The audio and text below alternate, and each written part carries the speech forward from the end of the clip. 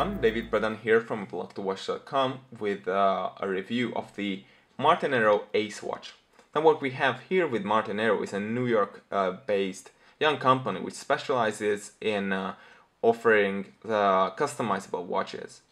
And by customizable, cutting to the chase here, I mean you can select the dial color, this second-hand color, the color of the leather strap, as well as the native strap. Before going into further details of that, let me just say a few words about this model. This is the Ace model. The brand was recently launched with two different models. The other one is the Founder, which is more elegant, while the Ace, as you can see here, has more of a field watch or pilot watch look to it, which I prefer actually. So I went with this one. The dial colors that you can choose from are white, dark gray, black. The second-hand color can either be the green, orange, red, black, or white. Black or white, depending, of course, which color dial color you go for. Obviously, there's no sense in putting a black second-hand on a black dial. Moving on, the strap is the leather strap is available in dark brown or black, as you can see here. And the native strap comes in 8 different color variations, which I think gives a lot of room for different options and yeah, different designs.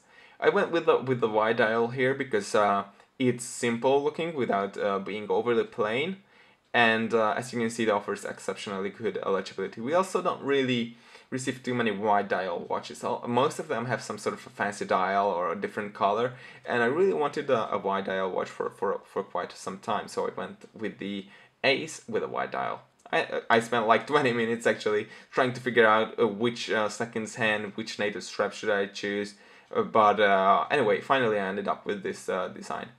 The case here is 42 millimeters wide, and it is quite possibly one of the nicest, or at least the nicer case designs and executions in this price segment, the sub $500 price segment. It doesn't have that off-the-shelf kind of feel to it like many other cases have. As you can see, it has a polished side, which is very nicely done, and sorry, a brush side with and the polished lugs, twisting lugs, which are kind of reminiscent of some Omega watches, for example. I really like how that's done there. And a brushed bezel up there. It's not really polished, it's sort of in between. It's kind of a satin finished look actually. Again, the case is 42 millimeters wide. It's in stainless steel in a 316L, which is kind of the industry standard. The movement inside is a Miyota 821A automatic. It does have an automatic movement, although arguably this is one of the lower end mechanical movements of Miyota, which is actually a movement maker company owned by Citizen, which I guess needs no introduction. While this movement looks kind of nice, you can see that it's all machine finished, obviously with some striping and the custom Martenero rotor on there, which I think is nice. I mean, it doesn't look as bad or as poorly done as many other watches, which actually end up being shipped with a solid case back because the movement is so so unattractive. Here that's not the case. It looks kind of nice. One of the bigger issues with the movement actually is its accuracy, because it's rated to be accurate between -20 and +40 seconds a day, which is kind of steep, especially if you're obsessed with timekeeping accuracy. I think it's fine. I mean, this is more of a summertime watch and something that you just put on when you rush into the city and you don't want to beat up something more precious to you. But actually if we put up with use very nicely. With that said, the time has to be reset at least once a week. I mean, this particular watch that I have runs fast by about 20 seconds a day, which again could of course and would definitely annoy me if this was a several $1,000 watch, but it isn't. So I think it's acceptable.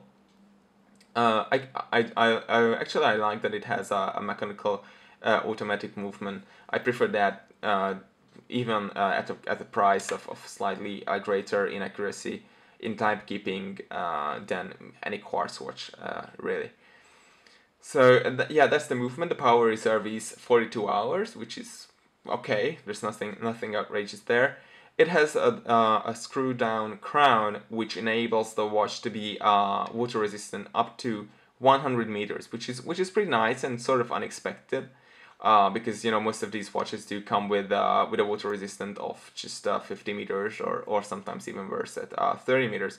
This means that you can actually wear this watch for a quick swim or in the shower. I wouldn't really recommend it, but if it happens, you don't really have to be afraid, especially if you're wearing one of the NATO straps, and of course, and not the leather straps. One slight peculiarity with the crown is that the movement does have a date setting, so it does pop into the date setting position, as you can see here. It's the winding, the date setting, and then the time setting here, which is of course okay, although the crown is a bit fiddly and doesn't really fall into the correct position once unscrewed, so it takes a bit of fiddling around if you want to hand wind it or set the time. So that's about the movement. Let me put it on and show you what it looks like on the wrist. Again, with 42 millimeters, it's perfectly acceptable. It wears nicely. It's not too big, not too small. I think it's kind of the medium size when it comes to modern watches of today. I have a 6.75 inch wrist, which is on the smaller side, of course, but you can see that it sits very nicely and very it wraps the wrist very nicely.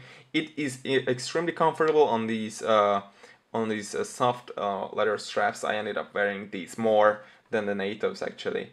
So it sits very nicely. The lug-to-lug size is about 50 millimeters, so the lugs don't extend beyond my wrist, which is very important, of course.